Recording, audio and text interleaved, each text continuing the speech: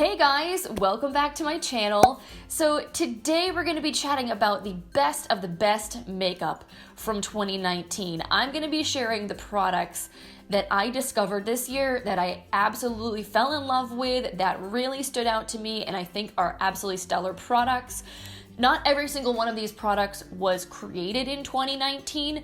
I didn't want to go that route, but I wanted to make sure that these are products that I discovered this year. So even though there are definitely products that I discovered in 2017, 2018 that are still favorites and that I still love, I wanted to shine some light on the new products that I discovered and fell in love with this year. So we have got a ton of stuff to cover. I've got a boatload of products sitting here in front of me, so I don't want to ramble on too much. But if you are newer here to my channel and you missed this series last year and you want to see what I was loving in 2018 or what I was loving in 2017, I will link my favorites playlist for you guys up here in the cards that has all of those videos and all of the other favorites videos I've ever done here on my channel. So on that note, let's jump right in. I'm gonna talk about products, I think, in the order that I would apply them. So we're starting off strong because I think this very first product I may have technically started using in 2018, but it was at the very end of the year. So we're gonna count it as a 2019 favorite because I really used it mostly this year and fell in love with it this year. And it's my favorite primer. I think it is the one I would hands down recommend over anything else. So we're just gonna go with it. But this is the Cotz Prime and Protect Facial Sunscreen and Primer. Now, if you were to purchase this now, it doesn't look like this at all. This is their old packaging, but it's the same product. This is a mineral sunscreen. It has SPF 40, but unlike a lot of other facial sunscreens that I've tried, this one is not greasy at all. It doesn't give you any white cast, and it has the texture of like the Benefit Professional or another pore filling primer where it just glides onto the skin, fills in pores, and creates like the perfect base for makeup. I love this stuff for every day because for me, it's like a 2-in-1. I basically don't need to apply a separate sunscreen and primer. I can just use this and be good to go. The one word of caution I will say on this product, if you are very fair, it does have a tint to it that I think would probably look a little weird and orange on you if you had a super fair complexion. I think if you're anywhere above light in the skincare spectrum, I think you're gonna be fine, but if you're super porcelain, you might wanna opt for their non-tinted face sunscreen. I know they do make one, I haven't tried it, but I know it does exist. Then we move into foundation. This one was a little bit trickier because I feel like there were several solid foundation launches this year. Foundation in general was a really hot product. We saw over the summer like a ton, like a huge wave of foundation launches, and I honestly didn't even get the chance to try most of them. But I think the one that I personally was most impressed by was the Pretty Vulgar Cool AF foundation.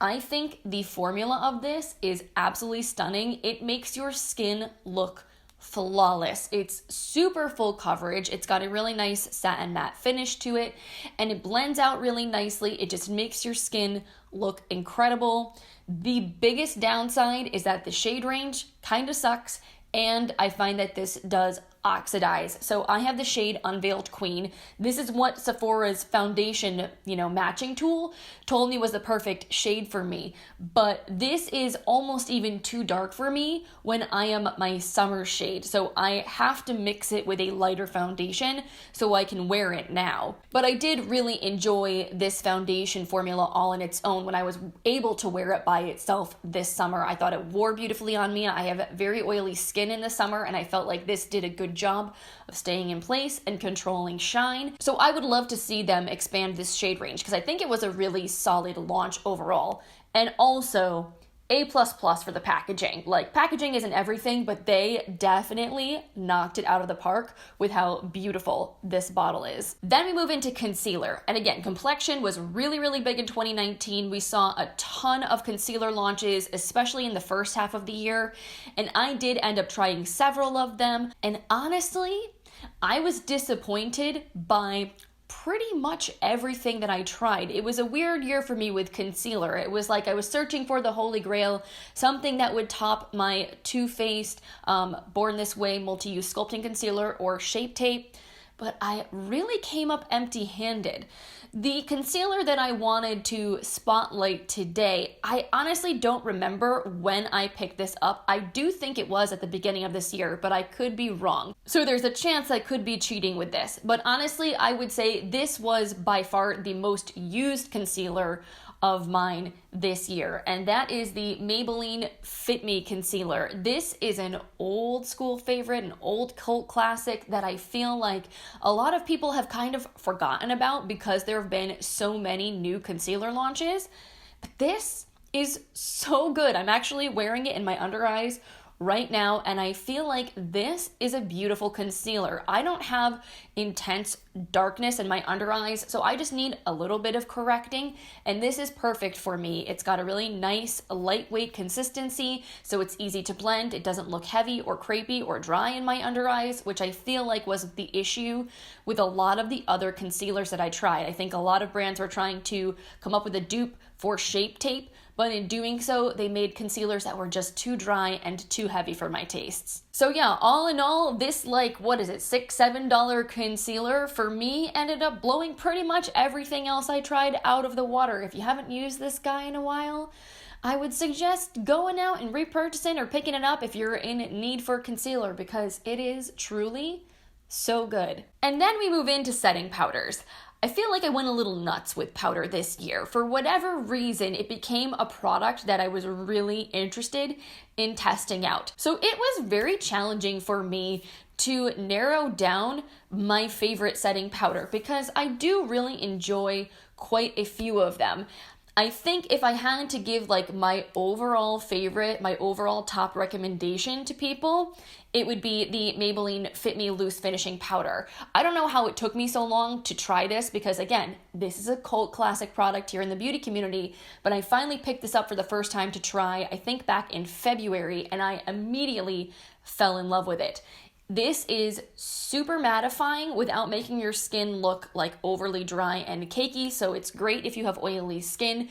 It's very blurring. It's just a beautiful powder, and it's so affordable. Depending on where you shop, you can get Maybelline products like this for, $6, $7, $8, definitely under 10, which I think is a steal. And you get 20 grams of product in here, which is a very decent amount. I do have a few honorable mentions though, and if you've been watching my videos over the last year, these will probably come as no surprise to you. The Too Faced Peach Perfect Powder I tried out this year and I absolutely fell in love with. I think this does a beautiful job of blurring out your pores, setting down your makeup, mattifying, again, without being too cakey.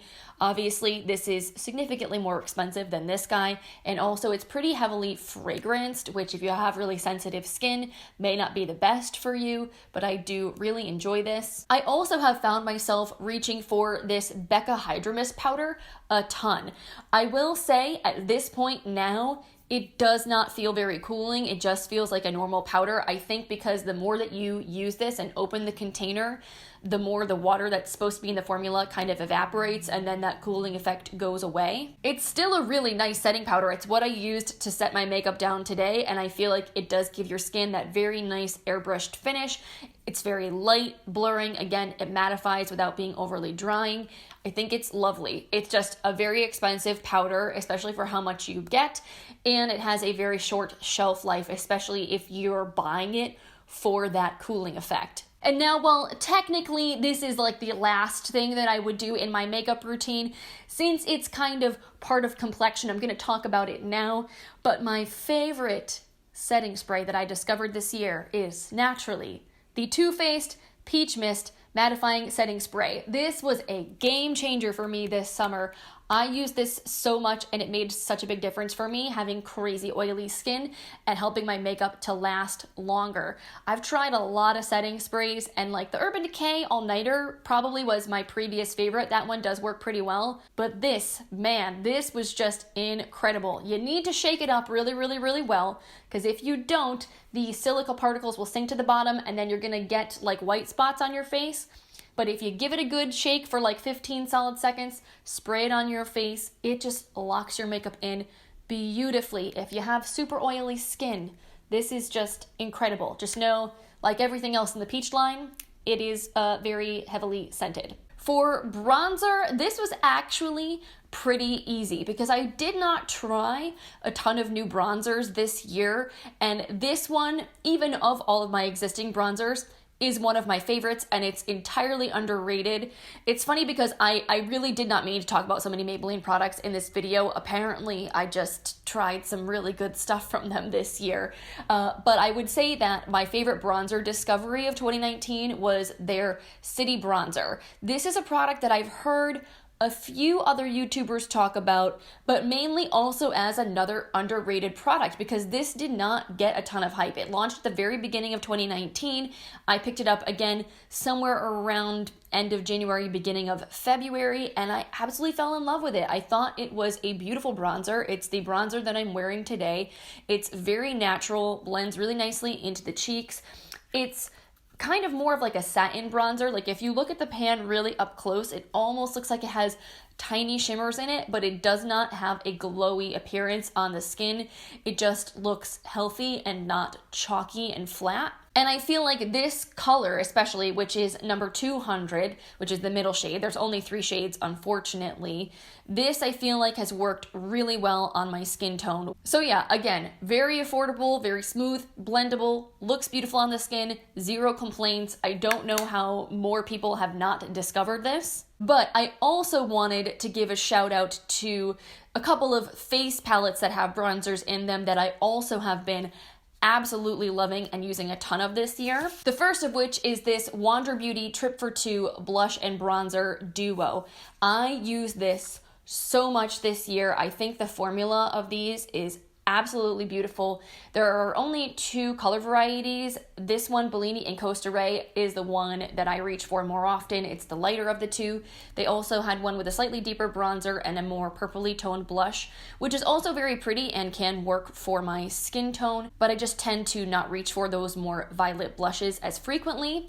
This, however, for every day, so stunning. This blush Bellini is just the prettiest sort of neutrally pretty pink, and then this bronzer Costa Ray again is not too warm, not too cool. It's a nice in-between neutral undertone that just works perfectly for bronzing and contouring. The formula is more of a satin matte, so again, it doesn't look flat and chalky on the skin. They blend really nicely. They have a perfect level of pigmentation where it's pigmented enough that it shows up, but not so much that you have to be really careful with like what brush you're using. It builds on itself really nicely so you can get exactly the level of intensity that you want.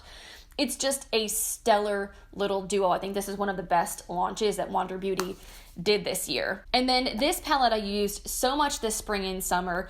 It's definitely my favorite all over face palette that I discovered this year, and honestly maybe one of my favorite face palettes I've ever had. This was such a lucky impulse buy, and I'm so glad that I ended up picking this up because I could have very easily slept on this. This was the Smashbox Ablaze face palette, and I got this during the spring Ulta 21 Days of Beauty sale. So in here you get 2 bronzers, 2 blushes, and 2 highlights, and honestly, every single shade in here is absolutely stunning. The 2 bronzers have really, really beautiful, even, smooth pigmentation. They just blend onto the skin beautifully. One of them is slightly more warm and deep. The other one is a little bit more neutral and light. So I feel like you can either mix them together or you can kind of contour with the lighter shade, kind of sculpt your face, and then go in lightly with the deeper shade just to add a little bit more warmth. And then the 2 blushes in here are also super beautiful, easy to work with. You have a lighter, slightly more glowy blush that just looks super healthy and pretty on the cheeks, is pretty foolproof and easy to work with. And then you have this vibrant like hot coral blush, which looks like it would be a little scary, and you definitely have to go in with a less dense brush into this guy to make sure that you don't end up with clown cheeks, but just like a little tiny bit popped on the apples looks so gorgeous. It gives you that very like tropical kind of flushed look. And then finally, these highlights, oh my goodness, they're so smooth, so buttery, so beautiful and shiny without being overly chunky or glittery. You have one that's more pink toned and then one that's more of a golden champagne, and oh my goodness, I just thought this whole palette, the way that it made your face look when you wear these shades together, was gorgeous. So summery, so pretty. Like I said, I use this all the time. I traveled with it. You could honestly use this as like an all over face palette as well as on your eyes. So when I wanted to keep things super minimal in the summer, I would just use these bronzers in my crease as a transition and then put one of the highlight shades all over the lid, and it would create a really beautiful, very like tied together look. It was just so awesome. Now, as far as like a favorite blush single goes, I don't know if this technically counts, but it truly is my favorite blush that I discovered this year, so we're just gonna roll with it. And that is the Jouer Blush Adore Duo. So obviously, this is a blush duo. It's not a single, but it is one singular product. And I don't know if this really counts as a palette or not, because it's only 2 shades. I feel like when I think of a palette, I think of at least 3. So take that as you will. This was definitely my favorite blush formula that I discovered this year. I'm wearing this duo on my cheeks right now, and I think it is so beautiful. These shades specifically are so natural and so easy to work with. Like, this is the definition of foolproof blush. If you are someone that feels that you don't really like blush because you feel like it makes you look too much like a clown or it's too intense, try this, because I feel like it might just change your mind.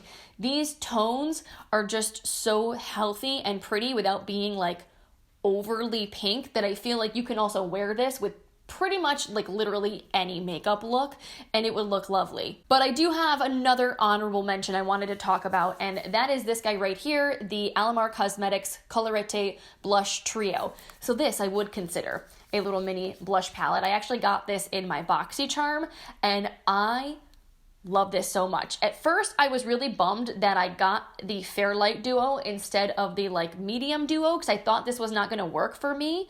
But honestly, I feel like it has been perfectly fine. This shade Paraiso, I feel like is very similar to the darker blush in the Adore Duo from Jouer. It's just a really pretty neutral pink. It has a slight sheen to it, but it's not glowy. So again, it doesn't look flat and matte and chalky. It just gives your cheeks like this nice, healthy sheen.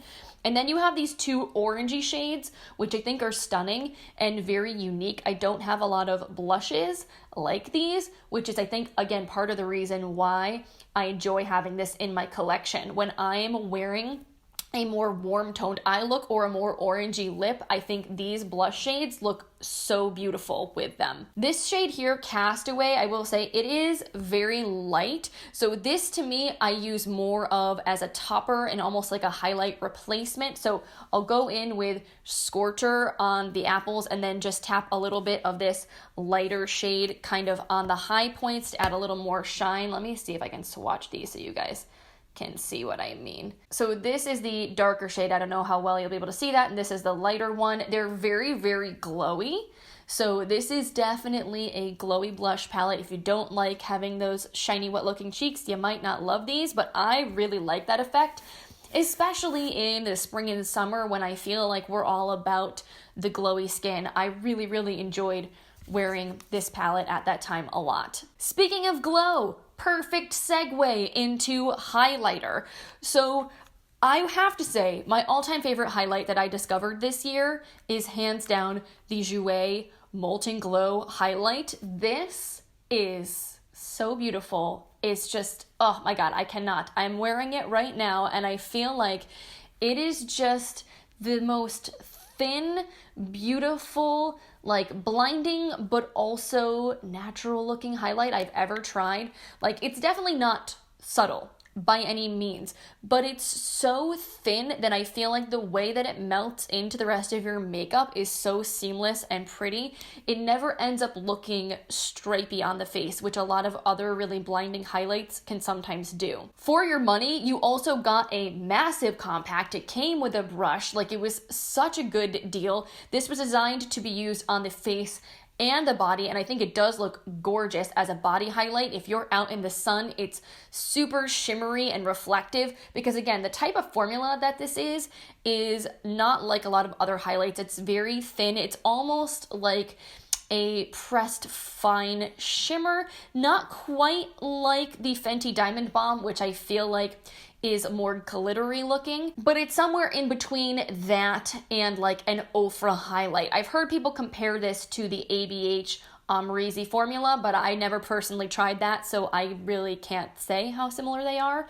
I just know I love this so much, and the packaging, everything about this, I feel like this is probably the best thing Jouer has ever done, in my personal opinion. Unfortunately, this was limited edition, and I don't know that you can get this anymore, which breaks my heart. I feel like they totally should have made this permanent because, again, it's like the best thing I think they've ever done. So honorable mention will go to this guy, which you can still purchase, and that is the Lorac Mega Beam Highlight in the shade Gilded Lily.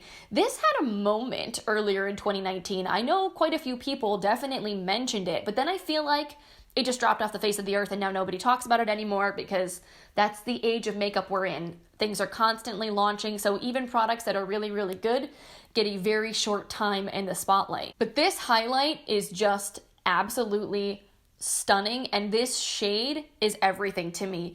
It's like a peachy, champagne-y rose gold that's not too dark, so I feel like it works really, really well on my complexion, and it would also probably look really nice on deeper complexions. I think if you were very, very fair, this would probably be too dark on you, or you would have to layer like a lighter highlight on top to kind of blend it in so you don't have that like dark stripe on your cheeks. But if you have a light medium complexion or deeper, this is just a blinding, beautiful, just gorgeous highlight.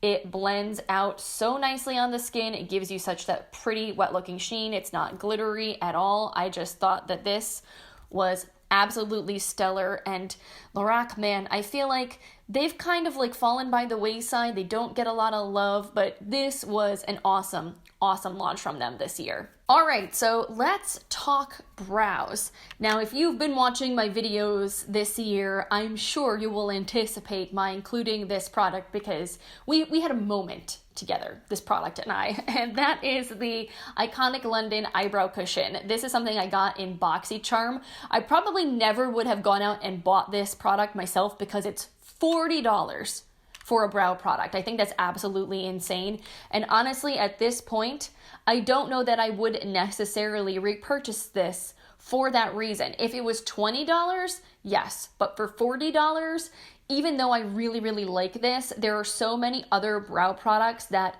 I also like that are so much more affordable. I don't think I can justify the price. If you guys haven't seen this, it's basically like a little cushion foundation, except it's an eyebrow product. So it's not really a pomade, it's more of a liquid consistency, but it just blended into my brows like perfection. And as someone that has thinner eyebrows, darker eyebrow hair, but also fine hair, it can be a struggle for me to fill my brows in and not have them look too blocky. Because if I use a shade that's too light, it doesn't look natural. But if I use a product that is the color of my hair, it can end up just being really intense, and especially in the front of your brow, like you don't want it to look like blocky and really, really overly filled in. So this I found worked so well for me because there are two shades in here, so I would use the lighter shade in the front of my brow just to kind of fill in any bald spots and use the darker in the tail to really kind of carve things out and make the tail a little more precise.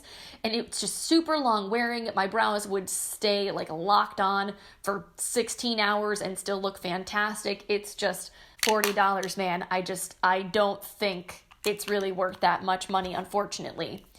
However, I did also discover this year a brow product on the complete opposite end of the spectrum that's insanely inexpensive and that is so good, and that is the Folklore Artist Sketch Eyebrow Pencil. This, guys, is incredible. It's $6 and it comes with a refill. Like, what? I have never seen another makeup company do that with brow pencils, but I think it's genius knowing how quickly most of us go through one of these, and it is wasteful to be constantly buying new pencils. So it's really cool that essentially the actual like product part you can pull out and replace it without having to repurchase a whole new pencil. So I got the shade 04 Taupe, which was perfect for me. It's a nice neutral mid to deep brown. So I found that, again, it wasn't too warm, it wasn't too much or too intense in my brows, but it fills things in so nicely. It's not too stiff, it's not too creamy. The actual pencil itself is a really unique shape. It's very micro fine, but instead of being rounded, it's got kind of one of those more beveled tips. So it's like a mini version of like the ABH brow definer, as opposed to being like a dupe for the Brow Wiz. And I actually found that to be super handy once I got used to using it, because it makes filling in the larger parts of your brow faster, but you still have that kind of pointed edge for getting like a really nice crisp line, you know, in the tail of your brow. And then there were eyeshadow palettes, and I originally anticipated that this would be the hardest thing to narrow down, but honestly, it wasn't. I had a clear favorite from this year, and I'll give you a moment to guess. What do you think? What do you think that it is? Lover or hater, I have to say, Jackie Aina knocked it out of the park with this eyeshadow palette. Of everything that I've tried and purchased this year, this is the palette that I think I have found myself wanting to use most, that I found myself reaching for on the daily, and just color story wise, quality wise, I think this palette is beyond excellent. Now, part of this is personal preference. These colors are like my favorite types of tones. So this personally for me is like everything I could want in an eyeshadow palette. But obviously this may not be everyone else's favorite color story, so it may not be your favorite palette for that reason. But quality-wise, these shadows, A++. We know ABH can be like hit or miss with their eyeshadow formula. Sometimes it's absolutely incredible. Sometimes you have a subculture moment. This, fortunately, was excellent, excellent quality. The mattes are on the same level as Soft Glam, Modern Renaissance, very pigmented, soft. This shade Ginger, incredible. Such a beautiful, warm crease transition. Even though it looks like it may be a little bit deeper, it blends out so beautifully, and it's one of those shades that a little goes a long way. So you can pick some up on your brush, like dip it in really lightly, and you can blend it out and get this perfect wash of color that's really nice and even, and then you can go in and build it up to the intensity that you want. And then the metallics in here are just delicious. This shade sponsored. I'm wearing it all over my lid right now. I'm actually, wearing everything on my eyes right now is from this palette. But this shade Sponsored is such a gorgeous, unique color. Like, we've seen a lot of blue-brown eyeshadows in the makeup world, but this one is more of a green duochrome with like a red base, and it is just so beautiful and dimensional. I absolutely love it. Every single shadow in this palette performs so nicely. I've just been continually impressed by this, and I feel like you have a lot you can do with this palette, which is honestly the reason why I think I love it so much, because it's a perfect balance of mattes and shimmers, colorful shades, and neutrals. So you can really kind of mix and match things in a number of different ways to create so many different looks. I find myself not getting bored with this, whereas there have been a lot of other eyeshadow palette launches this year that have been really good, but I feel like I've been a lot less inspired by. I did also have a few eyeshadow singles and glitters that I thought were worth mentioning that I really, really loved this year. The Kaja Bento Box Bouncy Eyeshadow Trios, or whatever these are called. These are so good, and I know I'm not the only person that was mentioning this as a favorite this year. I just talked about these in the 9 brands that I want to try in 2019 follow-up video that I did. So glittery, so sparkly, so beautiful. Also, the Touch in Soul Medalist Sparkling Foiled Pigments. I have the shade Sun Aurora, and this is just the most beautiful gold, green, sparkly duochrome. There's a shade in the Natasha Denona Gold palette that I feel like is very similar to this and is honestly one of the standout shades in that palette. So if you wanted to buy that palette just for that shade, but don't want to spend $120 something, just spend $18 and get Sun Aurora from Touch in Soul, because it is very, very similar in Reflect, with this maybe even being more shimmery and more beautiful. I just, love this formula so much and thought it was so good. The Profusion Eye Sparklers, I also talked about this in my 9 brands to try in 2019 follow-up. The best dupe I've found of the Stila Glitter and Glows. It's $7, not $6. I was wrong in that video for a duo with this and a cream eyeshadow crayon, and they are just both so good.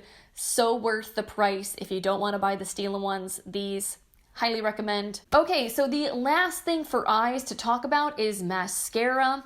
And I have to say, I think my favorite mascara that I've tried this year is a relatively new favorite. So it kind of feels a little weird saying that it's my favorite of the year since I've only had it for, I don't know, maybe not even a month now.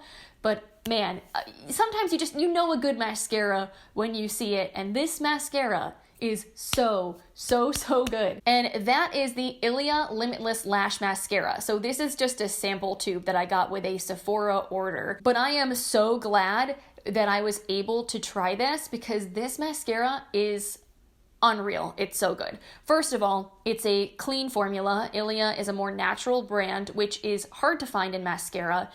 And most natural mascaras, I feel like, have a tendency to smudge and flake or to not be volumizing enough. A lot of times they just kind of tint your lashes, but don't do much else than that, or at least that's been my experience with other more natural formulas I've tried. This, however, is unreal. It gives you so much volume, but it also separates your lashes beautifully. It builds on itself perfectly. It doesn't smudge, it doesn't flake, it doesn't irritate my eyes. It's like everything I could possibly ever want in a mascara and then some. And I think the reason it's so good is because of the wand design.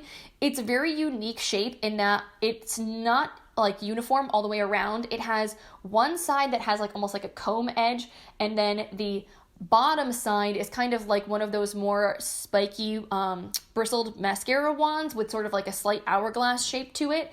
So you can use that side to add all the volume that you want, and then you can use the comb side to separate the lashes, and it just works like a freaking dream. It's so genius. All right, guys, we are in the home stretch. We're down to the last category. This video is gonna be so long. If you're still here, thank you. You're awesome. I appreciate you so much.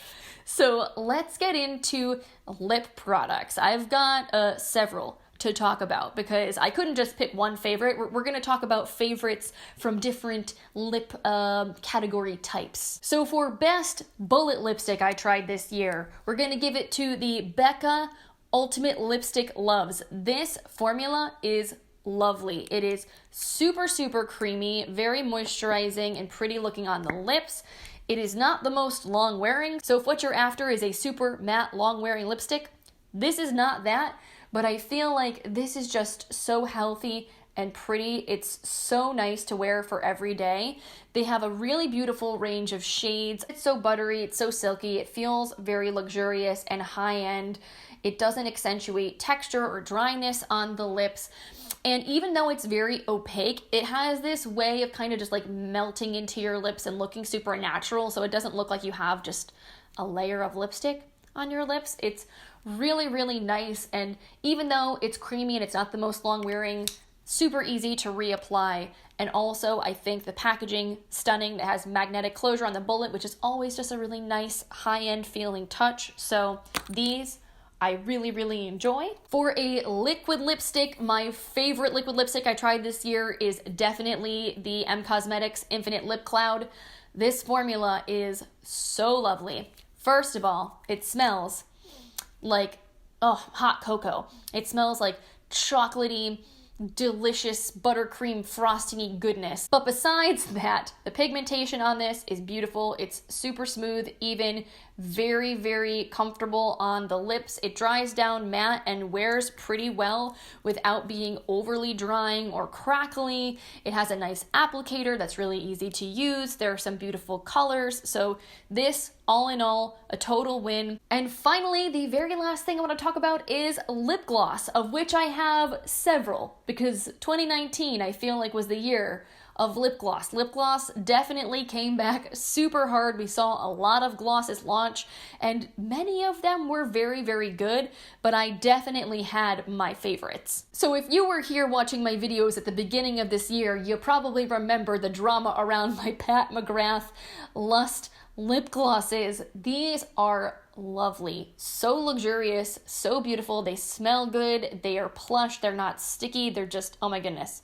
Lovely lip glosses, but very expensive. I definitely recommend the set that you can get. This was like the warm nudes set, I believe. It came with 3 mini lip glosses, I think for $25, and 1 full-size retails for $28. So you actually get to try 3 shades and get more product overall, getting the set over getting the full size. So if you think you'll wear all 3 shades, it's definitely worth it to go that route. But if you don't know what happened, I got strep throat in February, and I had just purchased these and used them for the first time when I found out I had strep, so I had to throw them all away and buy a new set, which was super frustrating, but they were good enough that I didn't care, and I ended up repurchasing them because I really, really wanted to have them in my collection. So these have definitely been a favorite, something I still really enjoy and would recommend checking out. Then this summer, I was all about this guy right here, the Persona Cosmetics gloss in the shade